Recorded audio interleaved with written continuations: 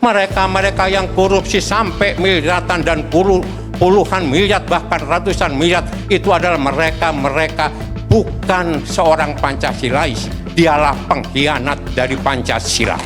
PDIP, koruptor adalah pengkhianat Pancasila. Ketua DPP PDI Perjuangan, PDIP, Jarod Saiful Hidayat mengatakan, orang yang melakukan korupsi hingga miliaran merupakan pengkhianat Pancasila. Hal ini disampaikan Jarod dalam acara peringatan Hari Lahir Pancasila di halaman Masjid At-Taufik, Lenteng Agung, Jakarta Selatan, Minggu, 1 Juni 2025. Jarod meminta seluruh kader PDIP menjiwai semangat Pancasila dalam kehidupan sehari-hari, termasuk melawan tindakan korupsi.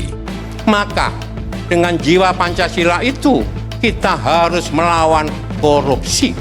Mereka-mereka yang korupsi sampai miliaran dan puluhan miliar bahkan ratusan miliar, itu adalah mereka bukan seorang Pancasilais, dialah pengkhianat dari Pancasila.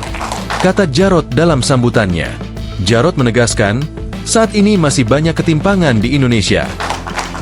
Mereka yang menguasai tambang beribu-ribu hektar dan menyengsarakan rakyat dan merusak lingkungan, itu adalah pengkhianat Pancasila. Maka itu juga harus kita lawan. Saudara-saudara, banyak sekali ketimpangan-ketimpangan yang ada di antara kita, sehingga itulah yang menjadi dasar kita untuk selalu berjuang dan berjuang.